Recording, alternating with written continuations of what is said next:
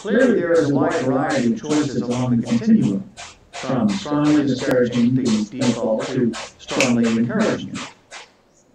What's best? Option D has obvious appeal. Simply designate a default, but neither encourage nor discourage it. But it is an illusion to think that this alternative fully solves the problem. What does it mean to be neutral? If we notify people that the plan was designed by experts and has low fees, though true about the actual default chosen, does this constitute encouragement? Everyone split hairs here. Our point is simply that designers will have to make a decision about how to describe the default plan. And these decisions will help determine the market share this plan has. In analyzing the middle options, we need to know something about the competence of those who design the default, and the competence and diversity of those who might depart from it. If the designers are terrific, if the default fits all, and if the choosers are likely to want it, then it might make sense to encourage people to select the default. If the designers are essentially guessing, if the choosers know a lot, and if the situations of different choosers are relatively different, then it might be best to err on the side of official neutrality. In any case, the Swedish plan adopted a version of Plan B. Participants were actively encouraged to choose their own portfolios via an extensive advertising campaign.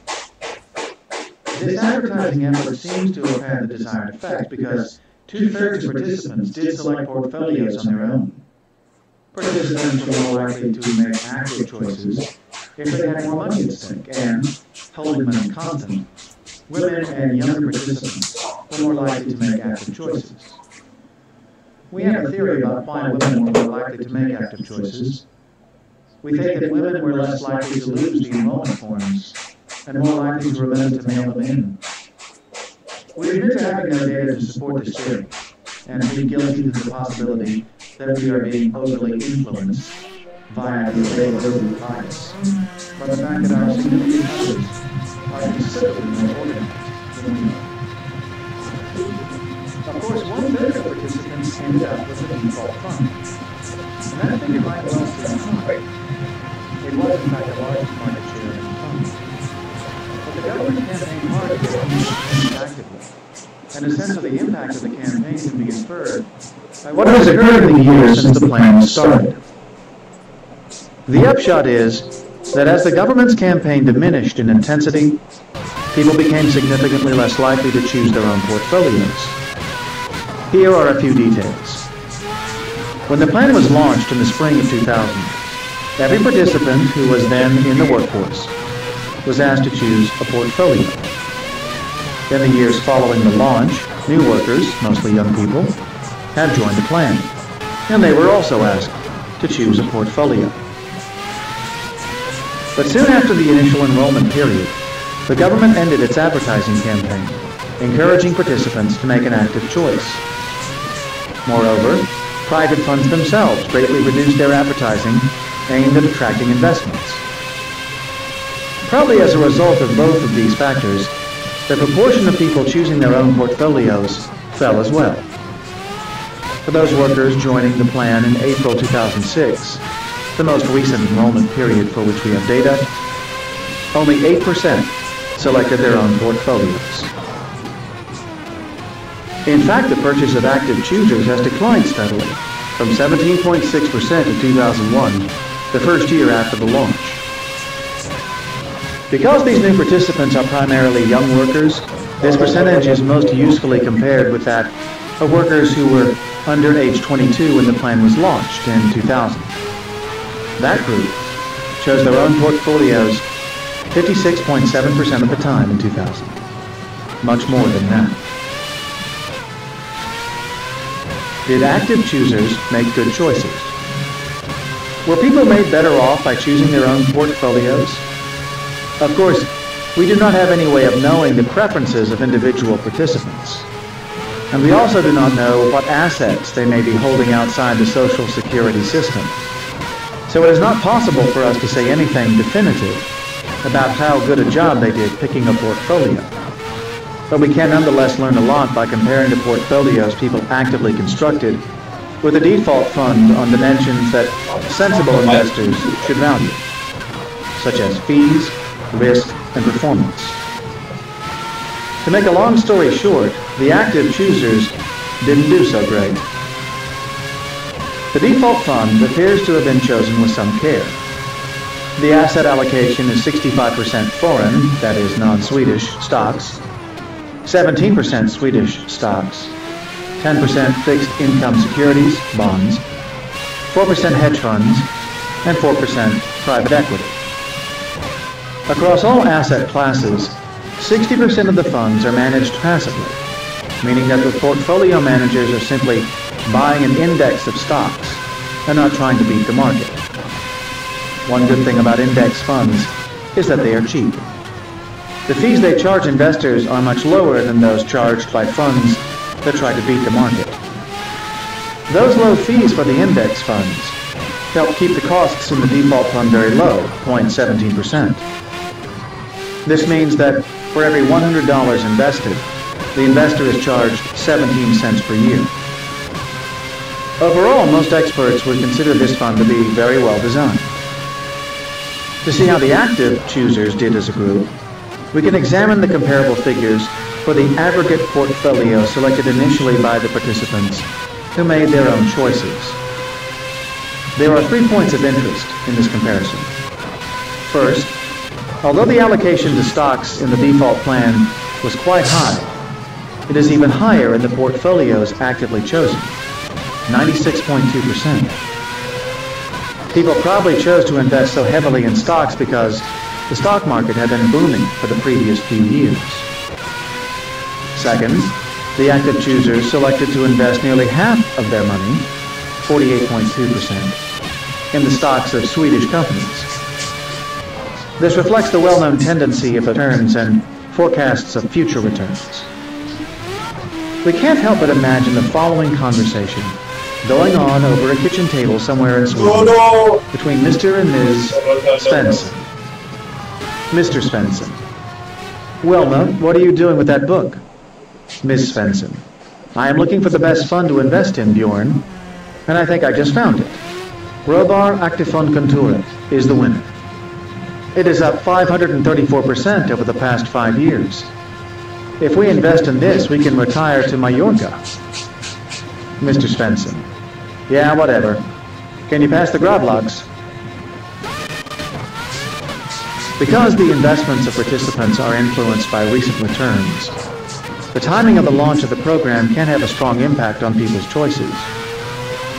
This effect can be long-lasting because only a tiny percentage of participants decide to alter their portfolios. Status quo bias is alive and well in Sweden. In the first 3 years, the percentage of participants who made at least one change to their portfolios during the year was only 1.7, 2.7, and 3.1, respectively. This is similar to the inertia found in U.S. 401k plans. The combination of undue attention paid to recent returns and inertia in managing the portfolio thereafter means that the accident of timing, when the new system is launched, can end up having a profound impact on the investments that participants choose. In fact, accident of timing may be the wrong phrase, because a privatization plan seems most likely to be approved after a long bull market.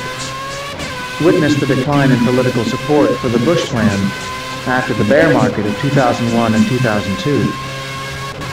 Political judgments, no less than investment decisions, can be driven by recent, available events. Advertising. The decision to allow funds to advertise does not seem particularly controversial. In fact, given the rest of the system, it is hard to imagine an advertising ban. If funds are free to enter this market, then presumably they should be free to court customers by all legal means, which naturally include truthful advertising. Still, it is interesting to see what effect advertising had on this market.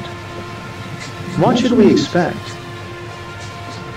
Consider two extreme dream scenarios.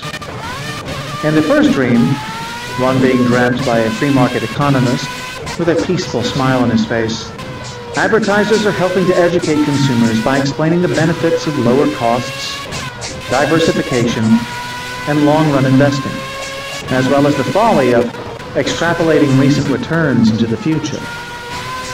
In this dream, ads help each consumer discover her own ideal location on what economists call the efficient frontier, the place all rational investors want to find. In other words, the advertising helps consumers make better, smarter choices. The other dream is more of a nightmare, one that keeps psychologists and behavioral economists tossing and turning. In this dream, advertisers are encouraging participants to think big, not to settle for average by indexing, and to think of investing as a way to get rich. In this nightmare, ads almost never mention fees, but they do talk a lot about past performance, even though there is essentially no evidence that past performance predicts future performance. People who like to bet on sporting events will recognize a parallel in advertisements telling people about locks on upcoming games, and about the amazing and nearly infallible forecasts of, say, the past 3 weeks. How did reality turn out? A typical ad showed the actor Harrison Ford of Star Wars and Indiana Jones fame, plugging a Swedish fund company's products. According to the ad copy, Harrison Ford can help you pick a better pension. We are not sure which of Ford's roles qualifies him to provide this advice. We do know that Indiana Jones is depicted as a professor from the University of Chicago, but alas, he was not at the business school or the economics department. More generally, a 2007 study by Henrik Kronqvist shows that the ads resembled the nightmare more than the happy dream. Only a small portion of fund advertising can be construed as directly informative about characteristics relevant for rational investors, such as funds fees. And while funds heavily advertised past returns for those funds that had high returns, such ads in no way forecasted good future returns. Nevertheless, fund advertising did strongly affect investors' portfolio choices.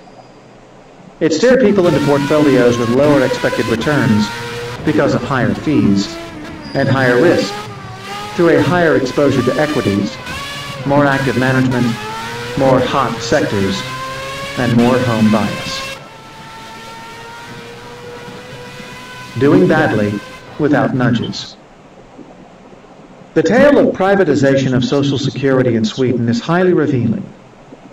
The basic problem is that government planners did not choose the best choice architecture. Instead, they relied on a kind of dogmatic commitment to the just maximize choices mantra in a way that led to predictable effects from availability bias and inertia. Better choice architecture could have helped. Bad fucking stuff. We have emphasized that on the key issue of choosing a default, the designers of the Swedish plan did an excellent job. The default plan was selected with care, and we think many people outside of Sweden would invest in the fund if it were available. This outcome belies the notion that governments are inherently incapable of doing anything right. The worst feature of the Swedish plan was the decision to encourage participants to choose their own portfolios. In complex situations, the government might actually be able to provide some useful hints. Recall a main lesson from Part 1. If the underlying decision is difficult and unfamiliar, and if people do not get prompt feedback when they err, then it's legitimate, even good, to nudge a bit. In this context, it would have been better for the government to say something like this. We have designed a program that has a comprehensive set of funds for you to choose from.